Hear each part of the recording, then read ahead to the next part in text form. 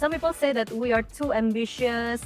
Sometimes they say that we are too picky. Actually, we just call it knowing our worth. We have to enhance or maybe strengthen the paradigm that the investment will always give us something fruitful. But in this generation, it is about why we make money, how we make money, how do we reduce that sense of inequality. So I think how the workplace giving that opportunity for every employee and make sure that their needs is fulfilled.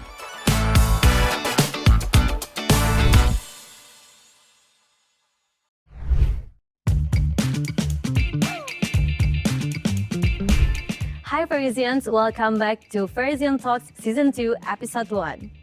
If this is your first time tuning in, first of all, where have you been? Second of all, you are very lucky because today's podcast is very great. We are going to talk about something very important for Gen Z. And I'm Kintara Alcarana, your host for today. And now, today's topic is about how state-owned enterprises, or we know as BUMN, attract Gen Z and become a place to grow, learn, and develop. Now, let's be real. Gen Z, we don't just want a job. We want growth, we want purpose, we want a good environment. And the big question is, are BUMN keeping up with this demand? So, well, we've got 3 amazing guests today who are going to help us figure it out. Let's meet them. First up with me is Dimas Ramadansyah. He's the Manager of Agreements and Legal Relations at ASDP. Hello, Mas Dimas. Thank you for coming. Okay, sure. Hello. Okay, Mas Dimas, what's really cool about him is about your journey, that you are an LPDP graduate, scholarship graduate. So, and now you are in a leadership position in ISDP, right?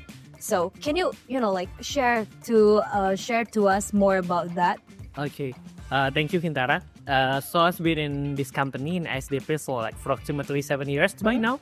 So I start my journey from bottom, from the officer position, and then I get promoted into analyst, and then by assistant manager, and I get seconded into the subsidiary of the company. So like the learning journey. And then I also have opportunity to promote it again as the fleet procurement manager. So my career is not about the legal, but also another function such as procurement.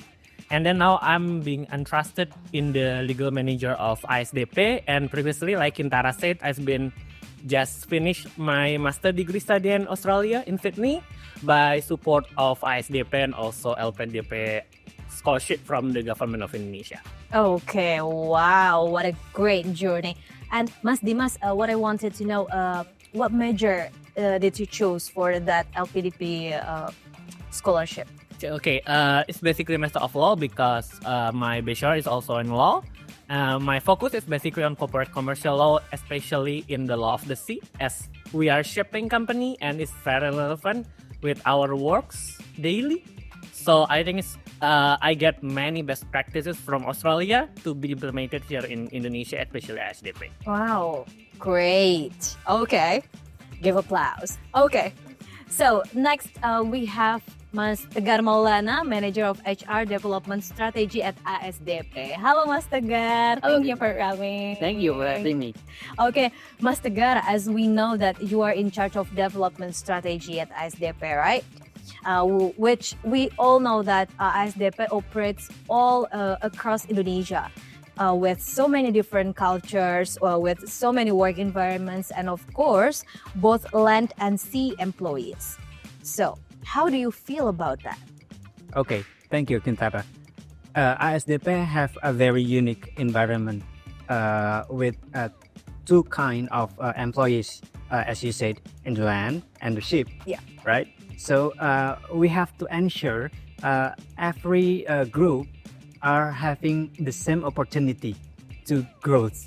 So the main duty of my job today is to ensure that our program is fit with the needs of our employee. So I think that's the very interesting thing on my current duty.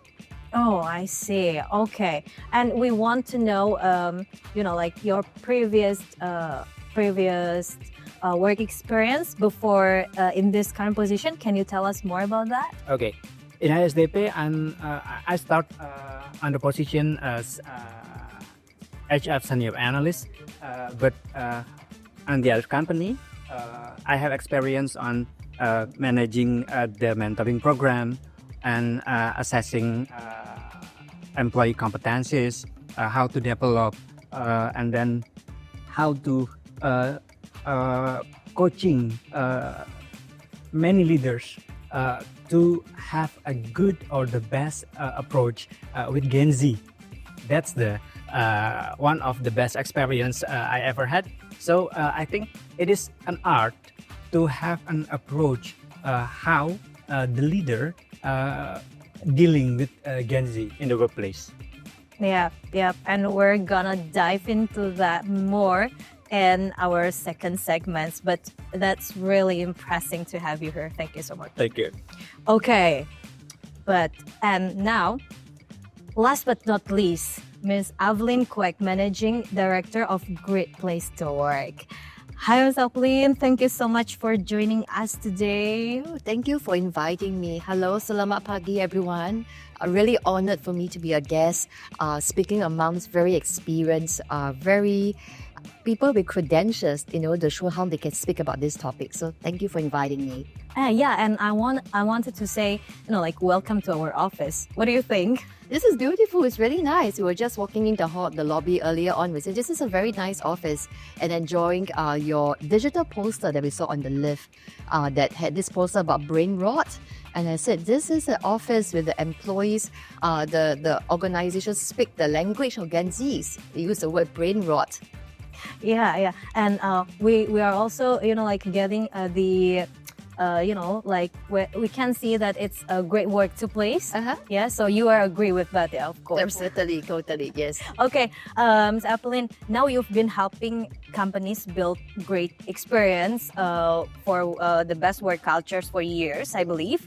But before this, you had experience working in the other industries as well, I believe.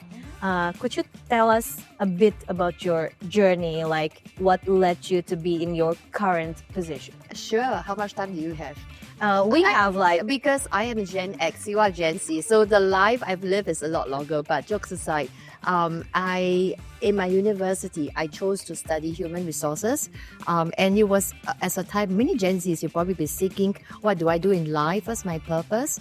And back in university, I went by the process of elimination. I told myself I didn't like numbers, so banking is out. I didn't like selling things, so marketing was out. And I said I actually like people, and that's how I chose my human resources major in my university days. But surprisingly, after I graduated, I started my career. Believe it or not, I was a tax collector. I work with the Singapore Inland Revenue Authority of Singapore. We collect taxes.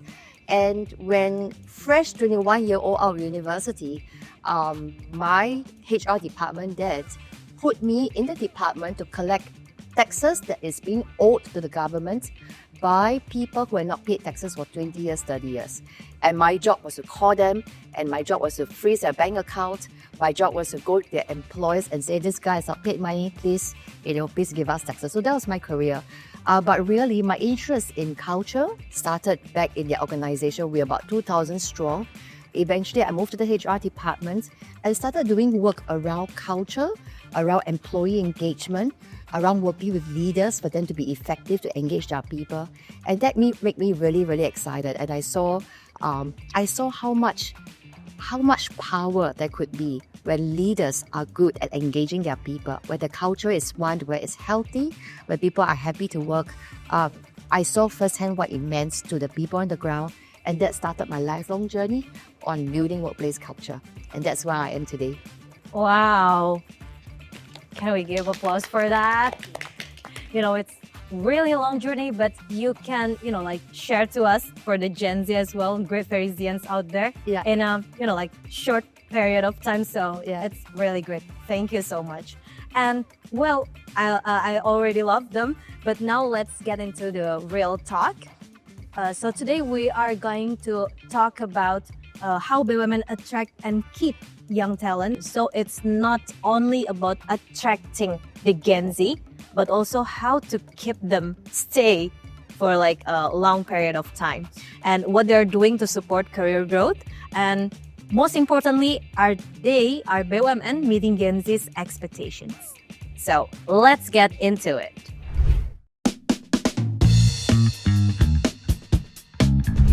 Okay, let's dive into the real talk right now. Well, people out there say that Gen Z is changing on how workplace works.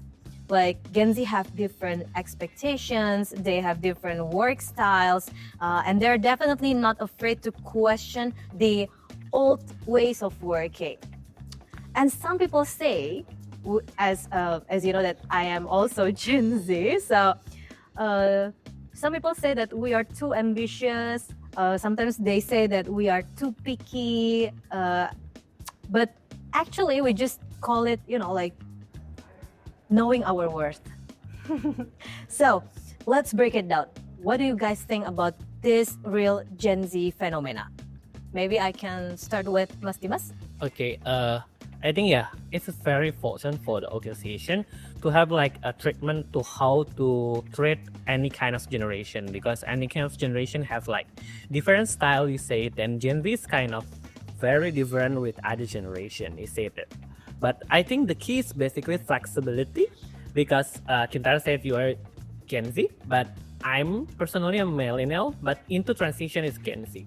So I think I can little bit understand how the demand of the Gen Z, but I think the key is basically flexibility. So how the organization give them flexibility to the worker, especially the Gen Z. Like especially in example in SDP we have like kind of the mixture of the flexibility working arrangement and like open work policy, because I think basically not only about generation, but each of us have a different style of how we work and complete our tasks. So I think how the workplace giving that opportunity for every employee to give open and make sure that their needs is fulfilled. I think that's flexibility is the key. Okay, but so flexibility is the key, and we're gonna keep that in mind. And do you feel like like working in BUMN, and do you feel like there's like a gap between the Gen Z, and you say that you are late millennials, and also we believe there are boomers as well. Do you feel that? I think I refer to the company profile that basically here on SDP we're consists of 70% millennials. By 2022 we are 70% millennials and 30% of Gen X and then other generation. But I think since we are in 2025 right now, Master know the data, but I think it's about like the Gen Z employees number is growing. But I think it's like basically the other key I think I forget to mention is Gen Z like to about the diversity.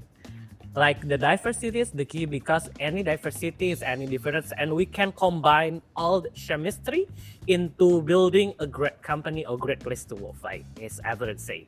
So I think the key is basically flexibility and diversity, because the collaboration between generation and also how we can combine all the powers, the power of flexibility of Gen Z and also the power of, let's say, the Gen X about their any wisdom. So we can really mix all that up, and between that there's a millennial. So I think it's become a great example. And I think referring to millennial itself, it can be a perfect loop between the Gen X and also Gen Z, because the millennial is a transition, I think. Okay, that's a really great answer.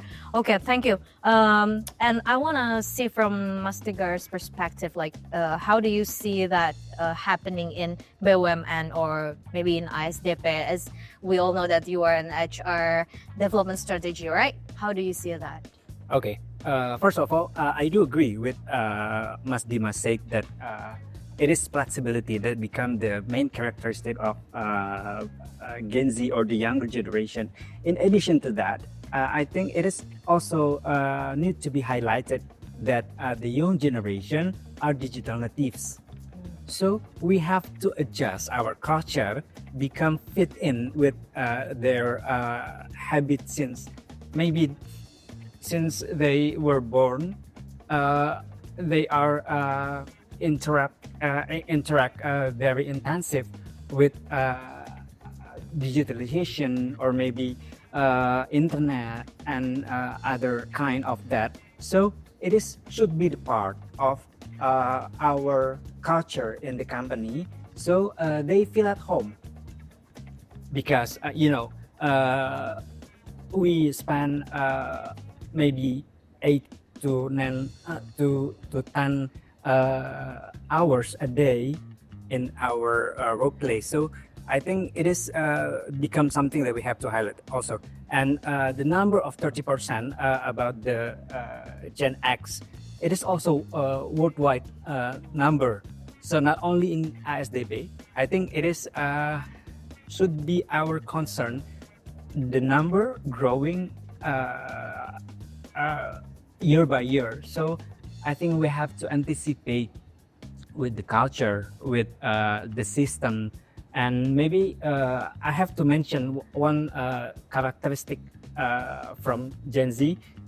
Also, they are expecting to have a clear progression in their growth, in their personal growth or professional growth, and also how they have a clear progression on their career. I think we have to also prepare the system to support that kind of need. Okay, so technology savvy and then as well as personal growth. Yes. Yep. All right. And Ms. Evelyn, in your experience, like we've heard about from this gentleman, but I want to see in your experience what really makes young people or young employees stay beyond just the salary. Thank you for your perspective, gentlemen. I really echo the point of view. I think it's very easy, especially for me as a much older person, to say, why are Gen Zs this way? Why are they strawberry generation? They're so easily bruised. And we like to label it because it's an easy way for us to brush off behaviors that are different. It's very important for us to understand for Gen Zs, they are digital natives. What that means is that I read somewhere that the online world is the real world. For us who grew up in my generation, this wasn't a thing. I grew up in the real world, right? But in the young generation, all that they have is their views, their values, their aspirations are shaped by what everyone is saying in this small little screen. And now they can hear from a lot more people, not just within Indonesia, but also in regionally, Southeast Asia, and globally. What makes young people stay? I think if you look at the global phenomenon, young people globally are now saying, beyond money, what's next, right? Is this idea about profits over purpose? Do we just go for profits? Do we just go for material wealth? What is the purpose of my existence? So it's important for the organizations, as we have such a big proportion, and in your case about 17 million.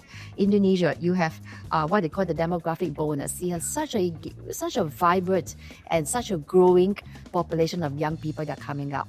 It's important for us to be able to connect the dots. In my parents' generation, in my generation, it's about making money. But in this generation, it is about why we make money, how we make money, how do we reduce that sense of inequality? I read in a research report for Indonesia, the youth, what is the top concern? One of the top concerns for them is social and economic inequality. And if you make money at the expense of other people, they may not feel so good about that. So it's important for us to connect the organization purpose with the young people's values, for them to understand how them as an individual, how they are part of a bigger picture.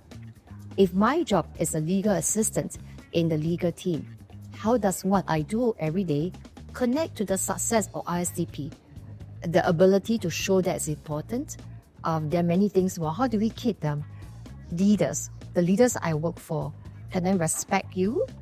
Do you care for me as a person, or do you treat me as just a head count, a digit? I'm just an asset, a resource, I'm a thing. Or do you see Evelyn? Wow, I care for Evelyn. Evelyn is not just a legal assistant in the team, but Evelyn also has a parent staying with her, maybe 3 generation grandparents. Evelyn has got 2 other siblings. Evelyn is a whole person. The ability to recognize their values, their aspiration. You said something at the start that caught my eye, my ears. You said, Gen Zs, we just know our worth. We know our value. You know, the ability for the manager to say, I really know your value and your worth. I know that you are more than what you can do. The ability to show genuine care and concern, I think that goes a long way to be able to keep Gen Zs, because they are growing in a world that's so much happening, so much changes, so much wars and rumors of wars. And for you to show that I care for you, for you to show that I'm here to support you, I'm interested in your growth and development, I think that will mean a lot to them. I also agree with that thing. I mean, as a Gen Z, we all will really, put that in mind that, when our mentors, when our bosses like caring, not like taking care of us, but more likely to care about us. It's not just only about work related, but That's right. not kepo, not kepo, that thing. But then we're having the feel of we're gonna have belonging things. Someone to care about. Yeah. And we must remember the Gen Zs, they came into the workforce during the post-pandemic period, right? They grew up, they graduated in a pandemic. Everything happened in a home space. And maybe many of them started work at home. They were onboarded at home. And they do not have the opportunities like us who are the Gen Ys and the Gen Xs, the office environment where we come together and we are well supported, well mentored as we transit into workforce. For them, they went from an online world, being isolated, to a world where they come back to the workplace right now, and they have to learn to navigate. It can be a lot going for them. And this is in a time where there's hyperinflation, in a time where there's digitalization. Now all this talk about AI, is a lot happening. And I believe that Gen Zs, as cool as they look on the outside, as much as they feel I'm independent, I know it all, I'm smart, I think they would appreciate a mentor who come alongside them and say that you are cool, go do your thing, I know that you are capable, but you know what? I'm also here. I've got your back. If you've got questions, come and ask me, I'm here. So the ability to recognize their value and their worth, not enter in their space, but also say, I'm in the background, I'm right here. That would mean a lot to them. Wow. Okay. We're just getting into the first question, but we can gather all of those information like a really big thing. Okay, here, this is a big one because you said earlier that it's all about flexibility as well. Okay, Mas Tegar, some say Gen Z is all about setting boundaries, because we're growing up in the transition of pandemic and then post-pandemic, and while all the older generations say that we just don't want to work hard. Okay, are we lazy or are we just prioritizing our well-being? Okay, so how do you see this playing out in ISDP maybe, or in your workplace? How do you see that? Okay, maybe I would share my experience, and this is what Mas Dimas has said earlier, that we have to collaborate. I mean, the Gen Z will need creativity, room, and how to express themselves on their ability. But on the other hand, Miss Evelyn has said that they also appreciate how the mentorship are given to them. So it is our role as a leader to knowing the right portion, how to treat them, how we can give a room for their creativity, in the other side, maybe there's some point that we have to stand up as a mentor, as an advisor, or maybe as a friend for them. And this is about the art of leadership that we have to play as a team leader of the Gen Z. I think. Okay, but then do you see like we know it as hustle culture? Yes. Hustle culture, is that still a thing in like BUMN or ASDP? I think the possibility are open, because they feel that they have another ability to be expressed, and they will looking for a channel to express their ability. So the company should also open that opportunity inside the building of their office. So I think this is the good one, how we have a podcast and identifying the talent in our internal environment. So we can also facilitate what become the demand of the Gen Z. So I think it is also related with the flexibility that has been mentioned before. Okay, really agree with that. Okay, Miss Affelin, still about this work-life balance and hustle culture as well. What do you think is the biggest misunderstanding about Gen Z's approach to work-life balance? I think the biggest misunderstanding is that they are lazy. There's this understanding that because they want more than work, more in life other than work, that we label them as lazy. If you think about that, I can't think of a generation, but I can't think of a generation that is more willing to pursue multiple side gigs outside of work. What they want is that I want to have a say and a control in my life. Things that feel very expensive. I need to find multiple streams of income. They are also wanting to be able to have a way to express themselves. If you look at in Indonesia, what's the most popular social media platform? TikTok. Short reels. What does it mean? They want an outlet to express themselves. They want to be able to be creative. They want to have a say in things. They want to not be pigeonholed as one identity. They want growth. What they also see is that I've seen my older generation, my Gen X boxers, my parents, they work so hard and they're tired. What for? What's the purpose? I see my parents come back home after they work and they sit down there and they complain about the work, they complain about the bosses and they're upset and they earn a lot of money and they said, do I want to be like them next time? No, I want to take control over my life, right? Just because their views are different, because they're exposed to more things, does not mean they're lazy. I agree with you. I think it is an art. I think that leaders today need to realize that it is about what I call human-centered leadership. Leaders of the past focus on how do I maximize resources to get results. It is a very industrial era kind of leadership, right? It is about managing tasks, command and control. I say this, you do that. As a boss, what I want is predictability, stability, results. Nothing else matters. Those are the leadership in the past that are successful, that gets results that will please shareholders and stakeholders. But today, because we are such a multifaceted environment and Gen Zs with different expectations, we can no longer just have a command control. When my kids were young, I've got 3 children. When my kids were younger, I do it because I say so. And as a parent, it's so much easier to be that way. Because mommy says so, do 1, do 2, do 3. And as a mom, I had to learn when my kids grow older to be, I've got 3 kids, my oldest 2 are teenagers, 19, 18, and 11 years old. And as a parent growing up, one of the biggest lessons I have to learn as my girls became teenagers was to give up control. It's easier to say, do it because I say so. But as they grow older, how do I influence them? How do I put myself in their shoes?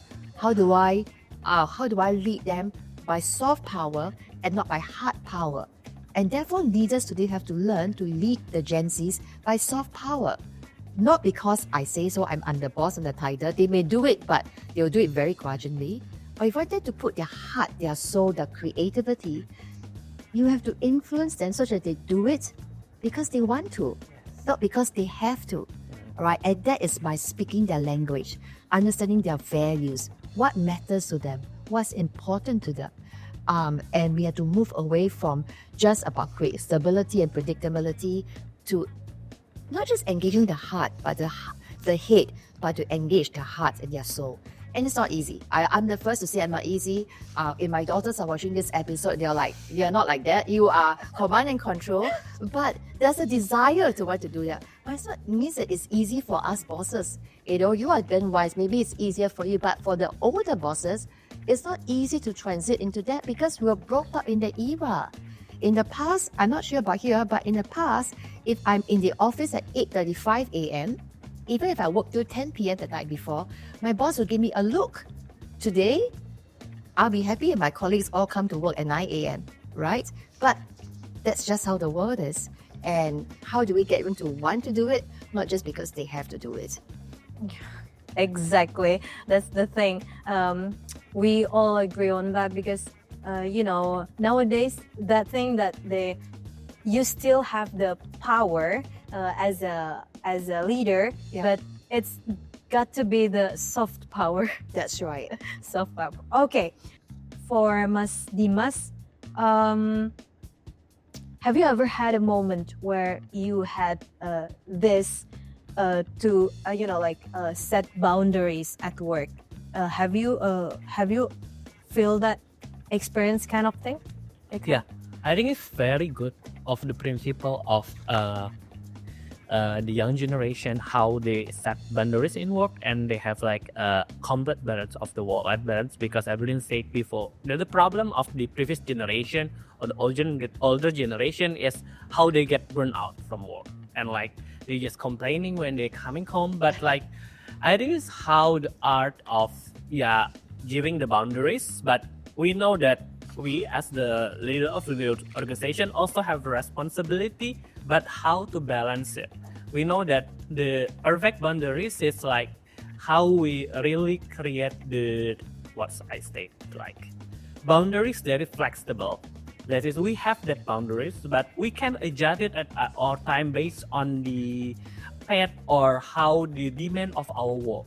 Sometimes like we know that there's a month that we can have a prediction of the time that we can have more like leave or like flexible work arrangement outside the office. We can take it and get more relaxed. But I think like we as DP, as we know that we are shipping company that getting very busy during peak time of like Eid or Christmas or New Year, we should know that responsibility that we can get really that boundary fixed, because we know we company have a responsibility to serve the people. BUMN is not like the other kind of company that we only chase for profit. We are the public service generator. So I think as we are working BUMN and we have like main mission to develop our nation, to have like flexible boundaries is the key, because without that, I think, everything's changed and we need to flexible and be agile. Okay, so it is not only about setting boundaries. We still set the boundaries, but we still have a commitment to our responsibilities, right? And I believe that you highlighted as well we are more likely to prioritize the work and the life as well. Okay, great. If we add in, I think Gen Zs are also asking, is work meaningful? If you keep making me work overtime and the work is meaningless, for example, I keep making changes and updating draft or the bureaucracy or red tape, to them is, why am I working so hard to do something that's meaningless because of red tape? And that's why they maybe want to draw the boundaries. In the past, maybe we feel that way, but we don't dare to speak up. But the Gen Zs are more willing to speak up and say, I don't want to do this. And that, if I may add, I think this is also the value of us to work in BUMN, because we have clear value that we develop the nation. as our motto, we bridge the nation. So we have that clear value that is very useful for the community, very useful for the nation. We have the noble purpose not only about the profit, but also to connect the nation with our service. Well, I think it is interesting to connect about the purpose. Yeah. Gen Z are purpose driven. That's right. So I think how to being flexible on the boundaries itself. We have to link this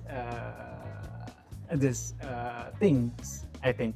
I mean, how we encourage our younger generation to have an initiative. In my experience, again, I have to confirm to them, are you really want to I mean, like overtime, they offer to overtime, or maybe getting tasks done at the weekend. I have to make sure, is it okay for you? If it is okay, I mean, it is your initiative. Yeah. Again, it is not about what we ask to them, Yeah. but they offer Yeah. to the team. Yeah. It means to respect their time. Yes, Their sense of feeling respected is what they exactly. Not that they're willing to work overtime, but when you ask them, they feel seen and they feel heard. Yes, and it is the opportunity to the leaders showing their respect, their appreciation. That's right. Is it okay? If you're okay with that, so okay, I'm okay with that. But it has become the interaction that naturally built up in the team. Yeah. Okay. So it's not only flexibility on the young employees, but also the leader as well, right? Yes. Okay. So, and let's get real. Gen Z, they wanted the work-life balance, but they do want the purpose and personal growth, as you said before. We want career growth. We want it, like now, right? But in structured environment like BUMN, promotions and leadership role, I believe it can take time. So, Mas Tegar, if a Gen Z employee came to you saying, I want to be promoted in a year, what would you say? Okay, we have to again choosing the right approach to communicate with that, so we can get the engagement with their need, their demand to the organization. So we can do like a short checkup with their condition. We know that they came to us to tell us the destination. We can check the journey, or even we can check the current position with what you have now.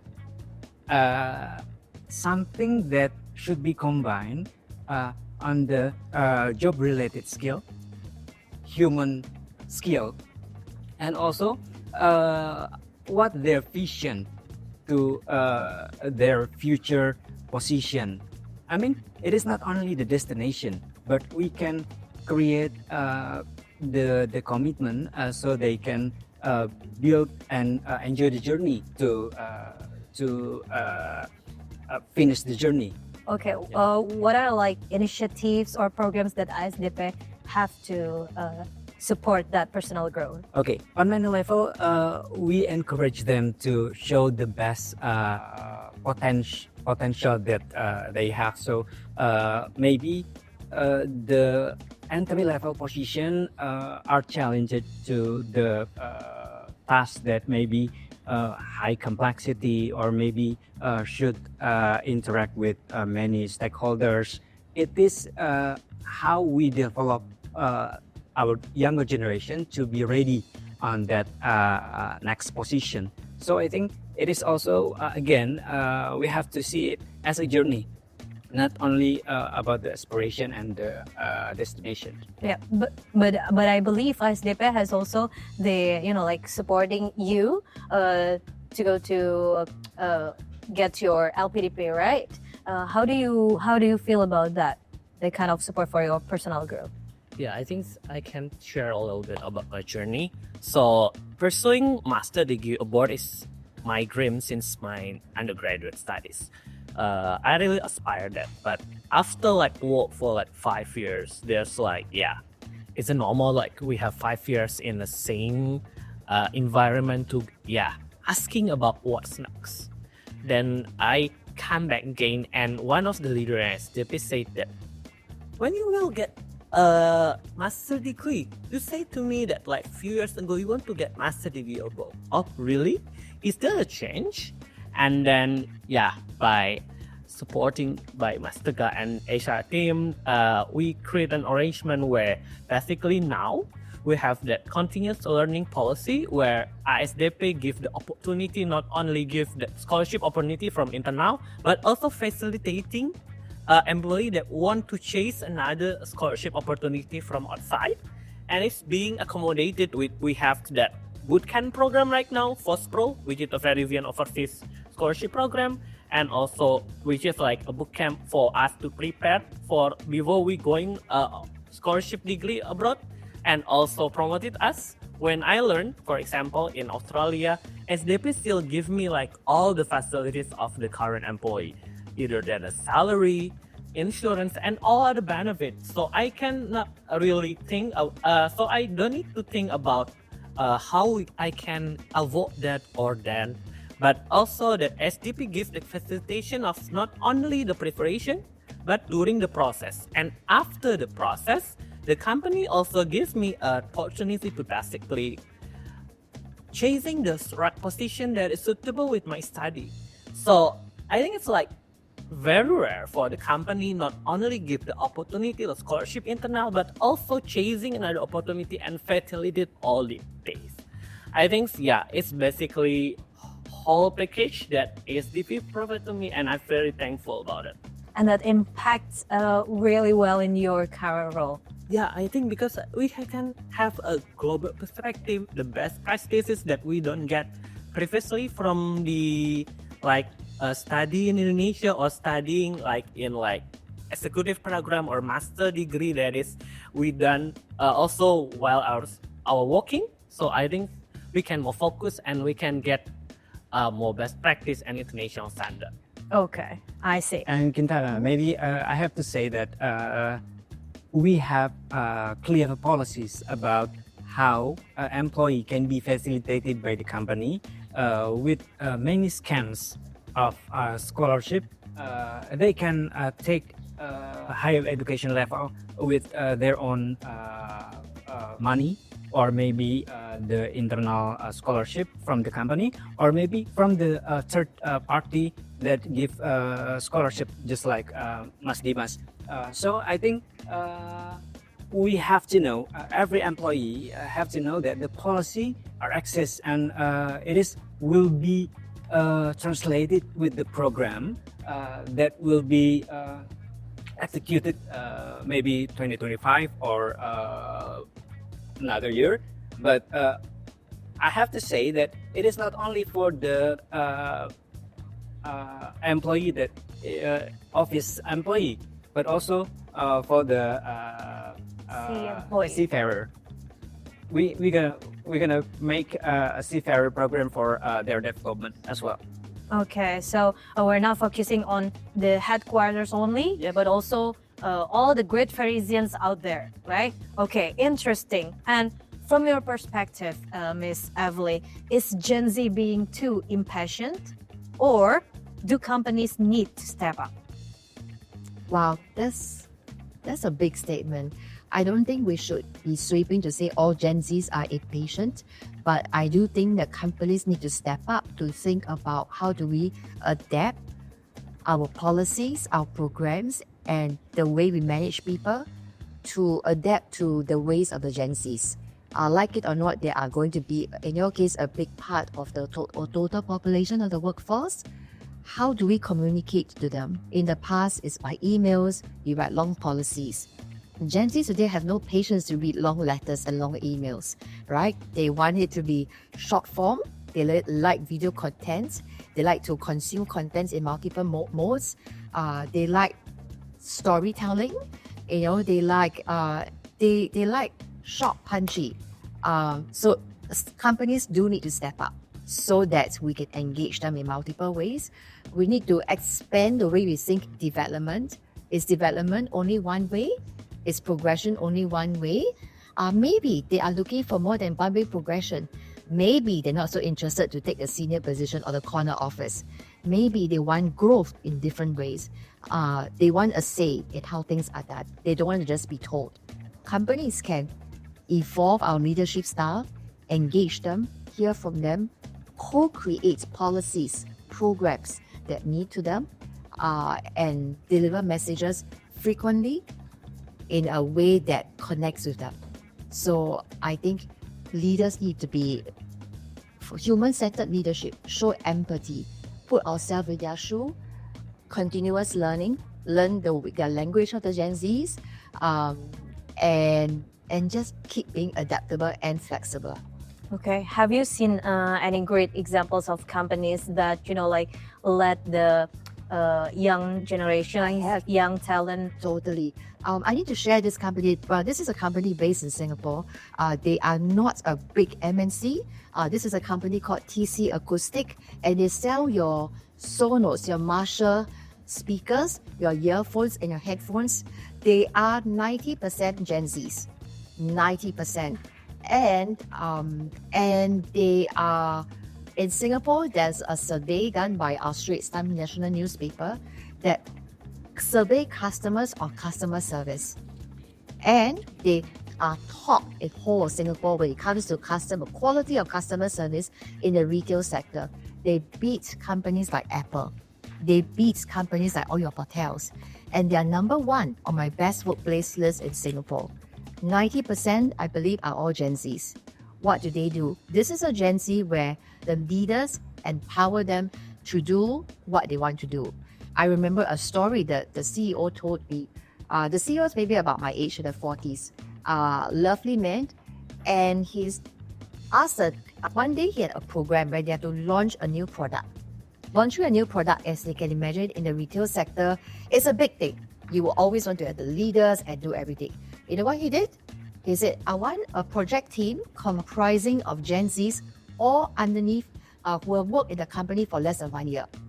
All young people, new hire.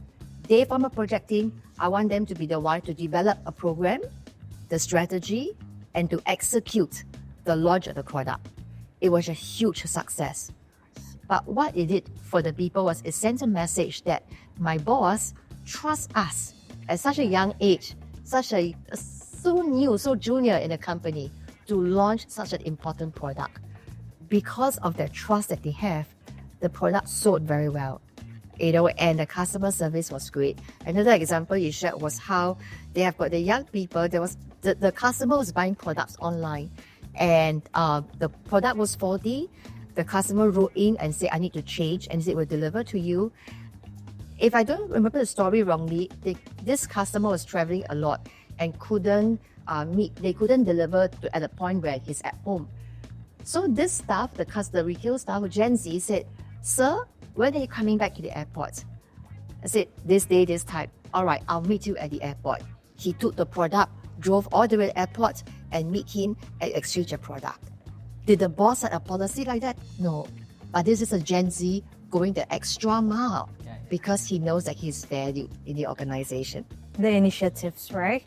Yes, and also it facilitates the demand of Gen Z that always have an ownership of what they did. That's right. So they own it. Yes, they own it. The ownership is become something that we have to give to them. That will create a room for creativity, how they express themselves, etc., etc. Yeah. So really, when you harness the Gen Zs, they will surprise you, they'll delight you, they'll go the extra mile, and it's such a joy to see that, and they're number one in the customer service survey in Singapore, number one on the best workplace list, and they are doing very, very well, as a business. Of course, giving trust, right? Yes. And I really love those insights, and it's clear that Gen Z is not only looking for like a stable paycheck, but they also look for the other one, like yeah, just like the flexibility and then the personal growth as well as the self-worth as well, right? So I think especially BUMN, they also need to adapt with this kind of thing, what Gen Z have, the demand also. And we're gonna get deep into that thing in the third segment. So thank you very much for this segment. We're gonna continue to the next one.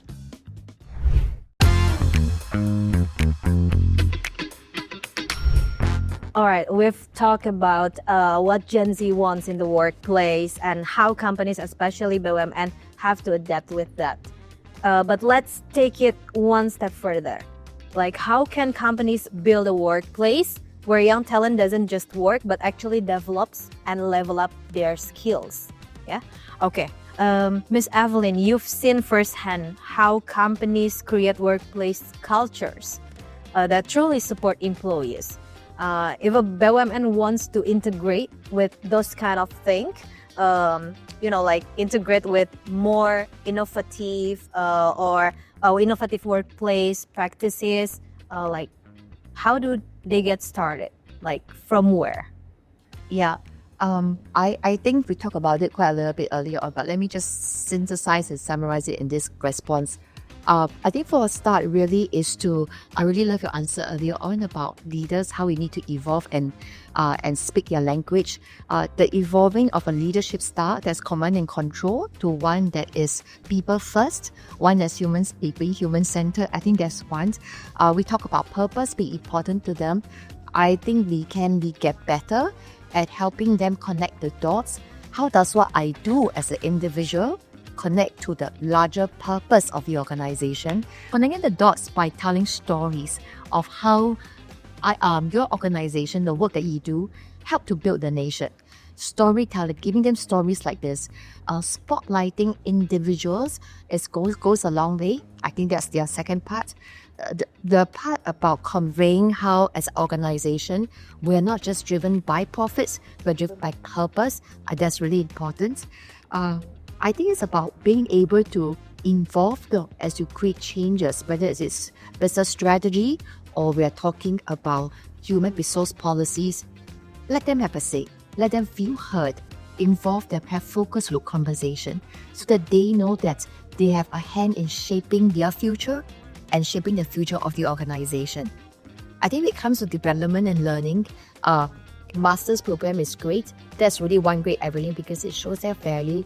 Perhaps the other way is the world is changing so fast and they need to keep getting, upskilled. Showing that as the organization, we're willing to invest in them to grow and to develop them by giving learning in bite sizes, not just about full-day program. How do we allow them to learn using multimodal approach of bite sizes, video content, short-form content, short text, experiential learning, internship, project work, just a variety of ways to keep them interested and engaged. And I guess it is about addressing the top concerns of Gen Zs. What are the top concerns? Social inequality, economic inequality. How do we address that? Concerns around mental health. How as we as an organization care about their mental health, care about their psychological health. What resources do we have for them? I think these are the different ways as we become a lot more intentional and purposeful. Know what's your concern, know what's important to them, involve them in the process of change. That will go a long way to engaging, not just attracting through being Great Place to Work certified, but also keeping the talents in the organization. So we don't have to the focus is speak their language, yes. Right? Putting your shoes in their shoes. Yeah. So knowing them, go deeper to know them. Yeah. What they need. Yeah. And getting the initiatives done in order to fulfill that demand. Yeah. Right. And if I can say, the one important thing that combines everything that you say is listening to them. They want to feel that you listen to them. Whether is it one-to-one, one in a group, or one-to-many, keep listening to them. Tell them, this is what you say, this is what I've heard, this is what I've done. This, when you say you want this, I've done this. When you say you want that, I cannot do that. This is why I cannot do that. Just keeping that regular cadence of listening, sharing back, listening, sharing back. They feel that, all right, I'm really important to you. So if there's a keyword, keep listening to them. Keep listening to them because they love to speak up. That's right. That's right. Okay. And what's interesting is you say that you've mentioned about like continuous learning. Yeah, and we have here we have Master Gar here as an HR development strategy. How do companies create more opportunities for the continuous learning, and how does that impact the career path for the young talent? Okay, good question. It is essential to keep in mind that we ask them to invest on themselves. So I think the company also invest on them. So we have to enhance or maybe strengthen the paradigm that the investment will always give us something fruitful. So it is the paradigm that we have to build across the company on the management side, or maybe also in the employee side, that the investment will be give them an opportunity to be better, to grow up. So I think in the policy of this company, we also have a policy that manage the career of the employee, and we also are trying to identifying the talent, the top talent, the best performer employee that follow up by the program that make them even better with the structured program. So I think we prepare the things, the structured program for the development, and also on the career path that they can grow. Not only learn on the classroom activity, but also in the work field, because that's the real battlefield, I think. So I think the opportunity for them to grow in the professional side will also support them to be keep motivated in the career pathway that they just. Exactly. I think because maybe some of them, some of the young generations, they tend to, like get easily demotivated, right? So I think it is how does the HR team need to refresh to them, like regularly, maybe like, I don't know, refresh to them, let them know that, okay, don't worry, you are in a good hand. You're in a good hand. We are thinking about your career path, and just don't worry about that. Yeah, and talking about the career path, we have to tell them that it is not an I-shaped form. It could be an M shape, which is we have a major expertise in one field, but we have, like you said, we have the first hustle, second hustle, the third hustle, or maybe even we can create a shape of career path like a comb. One expertise, major expertise, but it's also equipped by the sub competencies that we can become the top of mind, that when company needs something, we are remembered as an expert of that field, maybe. Mas Dimas, career growth is a huge deal for Gen Z, right? And Gen Z, they don't want to feel stuck, right? From your experience, what's the best way for companies to offer real career growth and development opportunities? What worked for you in ISDP? Okay, thank you, Kintara. I think for like Master Gar said before, the career path is not only like straight up, but it can be like con or like something new experience, new expertise. Like during my 7 years of work in the SDP, I feel grateful that I get not only experience a legal side, but I also have experience on the procurement team. And also what's unique is also my experience to be seconded to the subsidiary. So we call it as a talent mobility. So we can get experience not only on the legal side of a shipping company, our company, but also experience other kind of sector. For example, IFRO.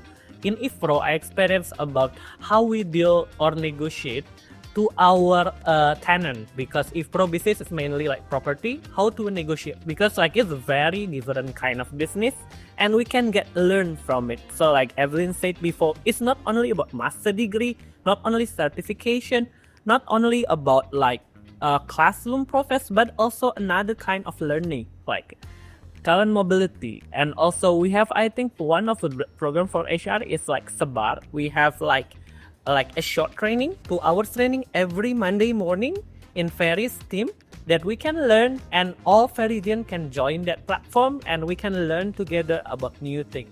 So I think it's a very kind of new experience, including this kind of podcast. It's a way of our learning for all Ferizyan, that about how do we develop as competencies in our organization.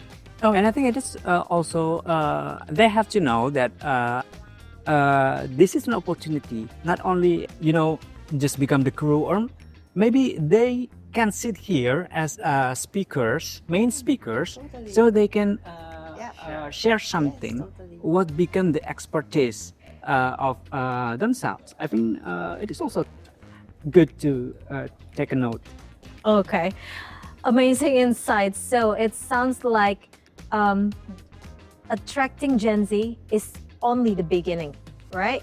The real challenge is keeping them engaged, helping them grow as well, and making sure that they feel like their future, they have the future in the company. Okay, before we close, let's do a quick fire round.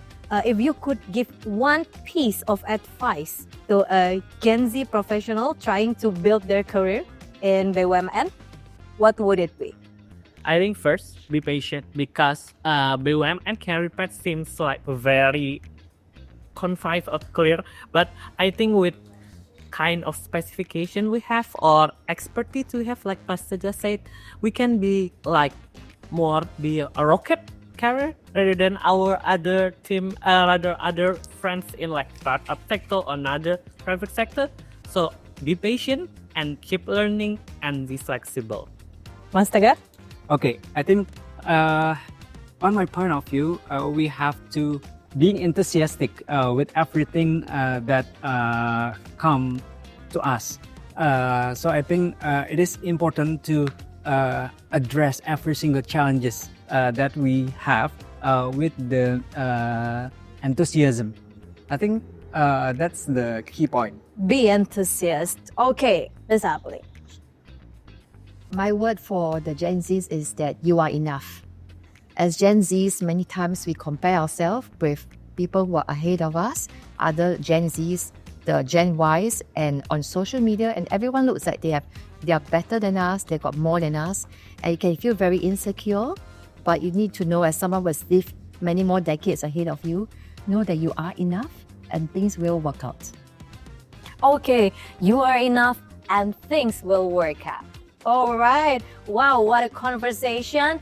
We've covered everything from what Gen Z needs. And then also we have to, we've covered as well the how BUMN keep up with that demands with what Gen Z wants. And if there's one thing we've learned today is it's that work isn't just about the paycheck anymore.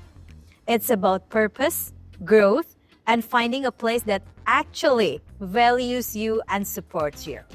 Big thanks to Evelyn, Mas Tegar, and Mas Dimas for sharing their insights today. This has been such a really fun and eye-opening discussion. And of course, thank you all for tuning in to this podcast. If you enjoyed this episode, don't forget to like, comment, and subscribe.